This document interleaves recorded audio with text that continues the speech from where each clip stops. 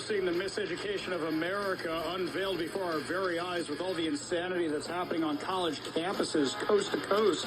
At Tulane University today, a peaceful protest turned violent when a grown Arab man with his two children drove past students in the back of a truck, stopped, and started lighting an Israeli flag on fire.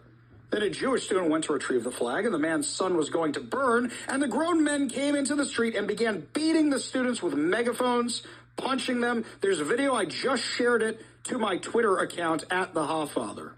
Joining us now to tell us exactly what happened is freshman from Tulane University, Pnina. Pnina, thank you so much for joining us today. Hi, thank you for having me. Is it Sassoon or Sassoon? Sassoon, you said it perfectly. Fantastic. Just want to make sure. Okay. So, are you okay? That's first question. I mean, as okay as I can be. The past month has been crazy, but today was definitely a big moment. So I'm okay. All right. That's the most important. That's the most important thing. Tell us exactly what you saw. Tell us exactly what happened.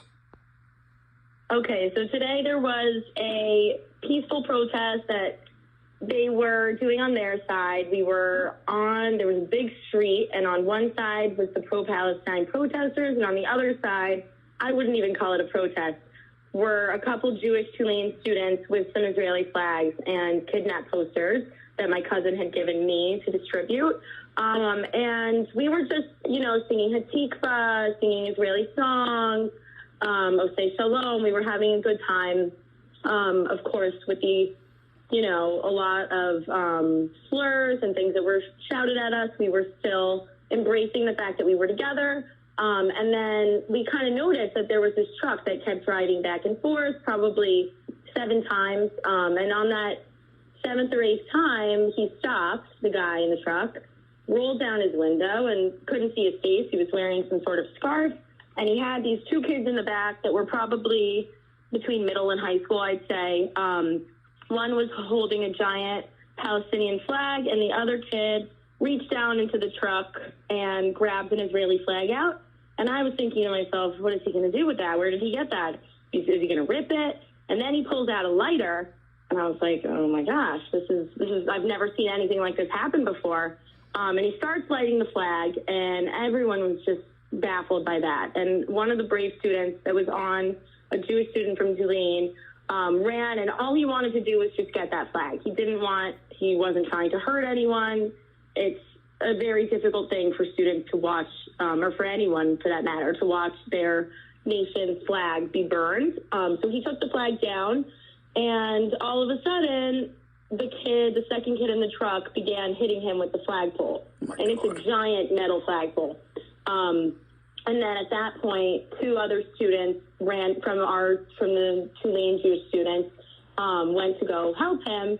And then these 2 grown Arab men came out from the other side and began hitting one of my friends with a megaphone. The other guy was punching him simultaneously. I mean, grown men. And then this girl from the other side also ran up to one of my other friends and hit him. And it was just very uncalled for, and we were not expecting it. Well, that's a nice way of putting it, calling it uncalled for. I'd call it assault. So, yeah. Pnina, let me ask you this. Too. Yeah, describe where this happened. Was this on campus? I mean, Tulane's kind of like in the city a little bit, so it's not like one of these big sprawling campuses. Off campus, where was this when it happened?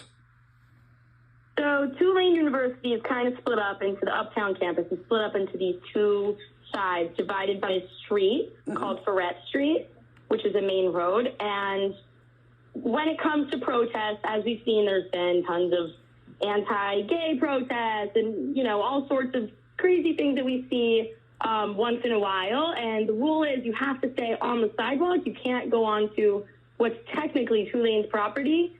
But the bottom line is they're in between campus. So students are walking past these protesters to get to class. And the ironic part is that the pro-Palestine protesters were very few, even Tulane students. They were mostly Loyola students, which is the university next door to us, and grown adults from the New Orleans community. Yeah, see, that's what I want to hit on. So number one, this is the same stuff we saw at University of Washington here in Seattle, where a lot of these protesters are from off campus. We see Antifa activists, we see the Stop the Sweeps homeless type activists. I mean, all the activists who needed a cause today, they showed up. It's that kind of thing. That's what they do. But the question is, if this is technically Tulane's campus, where was campus security? Yeah, that a lot of us were thinking that too. It wasn't, they did not get permission through the university. It's technically not Tulane's campus because it's the sidewalk. There's a very clear, and as long as you continue walking and you're not stopping, then it's not considered loitering. There's lots of rules, and they made sure to follow each and every rule. But at the same time, I mean, I don't know how they managed to get over to the other side of the road and assault our students. We were told that police was going to be there and kind of expected that. There was a couple teachers or Tulane faculty that were standing in front of us, making sure that we weren't on the road so cars could pass. But other than that, there wasn't much visible security up until that point. So let me make sure I got this right. No campus security, no New Orleans Police Department, nothing for kids, and a bunch of adults came to beat up college kids and start a fight, and that's exactly what they got. So there were some police officers, but in terms of what I would expect and what I've seen in the past in protests, they would be right in front of us. Sure. But they were off to the side. There were police officers, but they were off to the side, and they didn't anticipate what happened, and so, no one was really prepared for that. I haven't seen anything of the sort happen on any college campus protesting thus far. But, yeah, we definitely could have used more security, 100%. So after you tell your parents, or they see you on Twitter, or whatever the case may be, do they say, you're coming home right now, you're coming home and you're not going back? What was that discussion like with your family? So when this event, the actual incident happened, I was actually on the phone with my brother, and freaking out. He was in class. We were on the phone. I wanted to show him what was going on. My family's a very pro-Israel supporter. My mom works in Israel education, and my dad's Israeli himself. And I don't think they were too worried.